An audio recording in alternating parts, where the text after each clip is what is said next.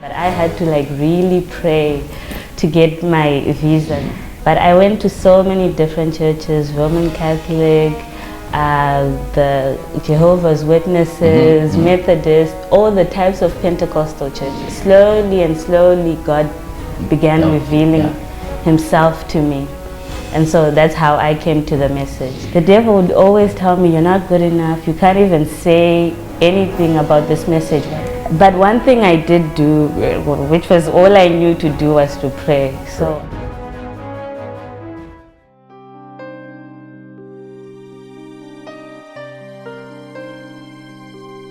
you're looking for fellowship? Yes, I was looking for fellowship. I was looking for some way that God would reach out to SFU as well. Right. Because I knew I couldn't do it. And so I was just praying that God would do something. And then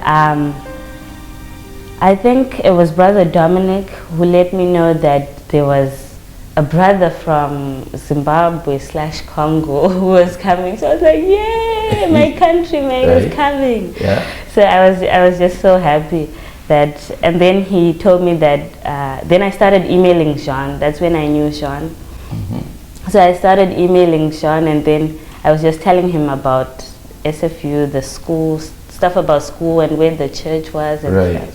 But then he came along. So no, Jean actually contacted you first, right?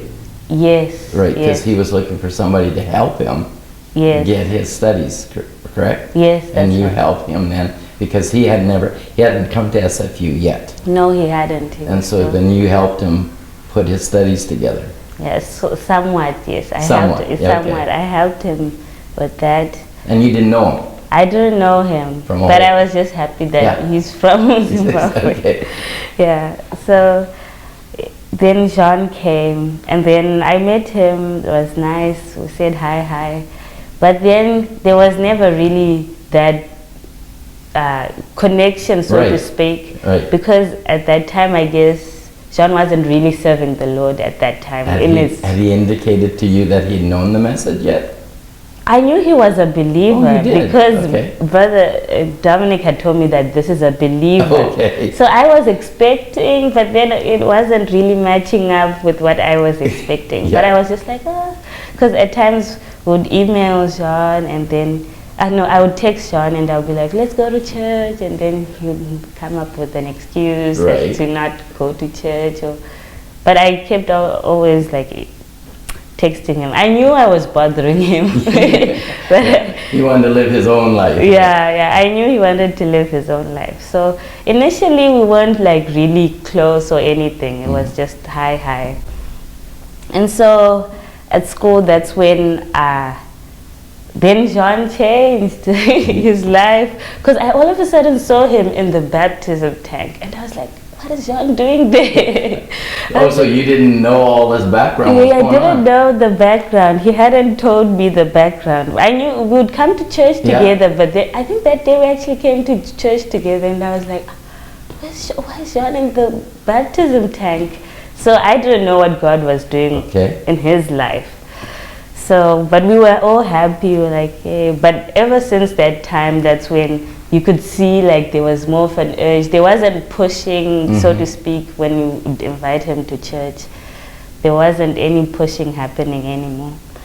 And then, so then he had the burden to start the club.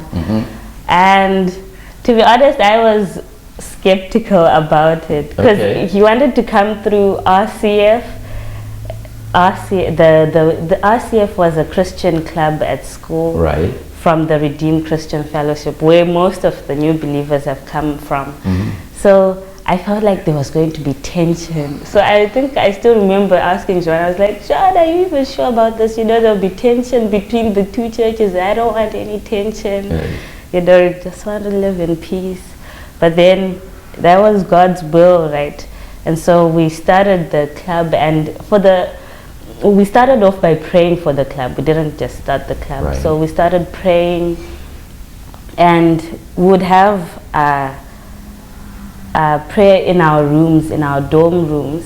So we'd come together and just start praying. I think it was me, Jennifer, Tash, Megan, Sean, and Stephen at times, depending if he was on campus or not.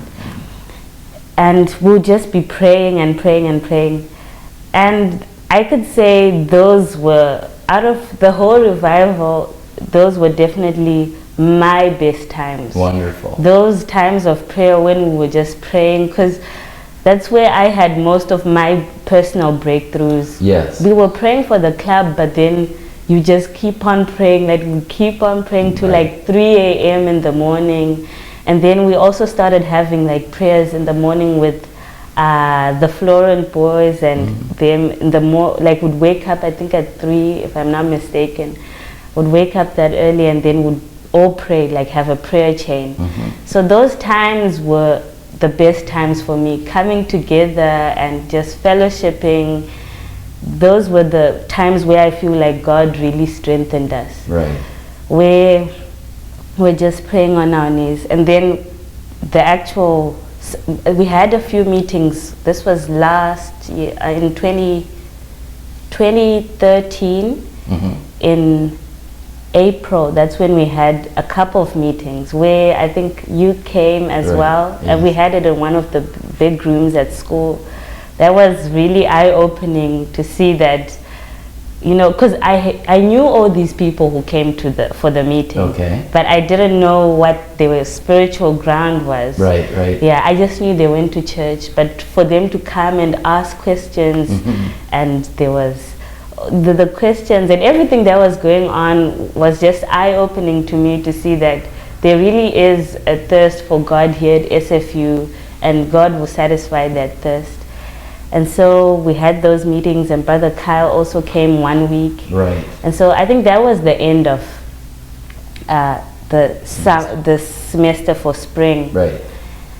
And then another event happened where Jennifer went home, and even in our prayer times that we were having, we had been always praying for Jennifer, praying with her, and for her to go home and to see the reaction of her parents and how they treated her and how they were not too happy about everything, that really caught my attention as well, because I was like, you know, she just came into the message, you know, and already she's facing so much. That means that the devil is not happy.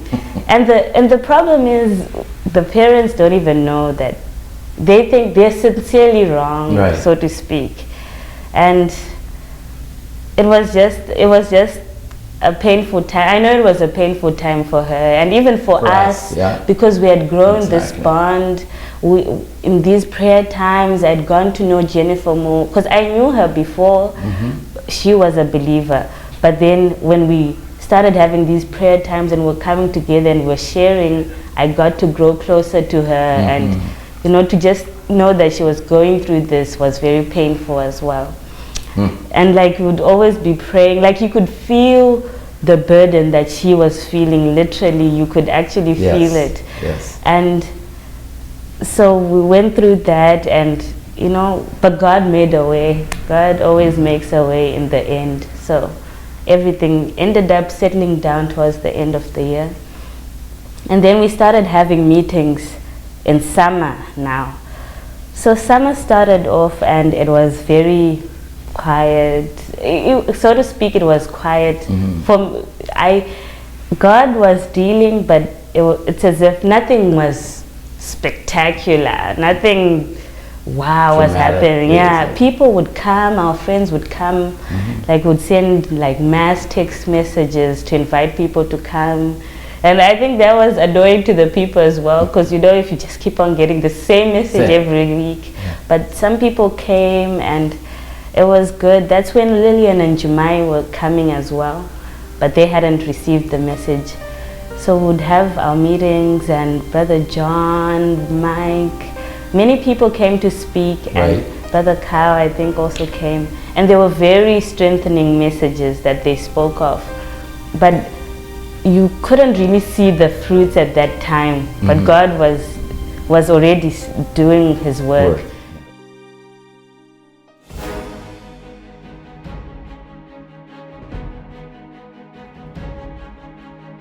So for me to see all these people coming together, Lillian, Jumai, and even Jao, and all these things, I was just so amazed. I was just like, wow, Lord, nothing is impossible for you, right? Because I still remember the presence of the Lord was so near that day. It was so powerful. I would have never thought in a million years that God would do something like that. Like whenever I look at us all, I just see that God is bringing together his mighty army. Mine eyes are truly blessed, for mine eyes have seen the glory of the coming of the Lord. Amen.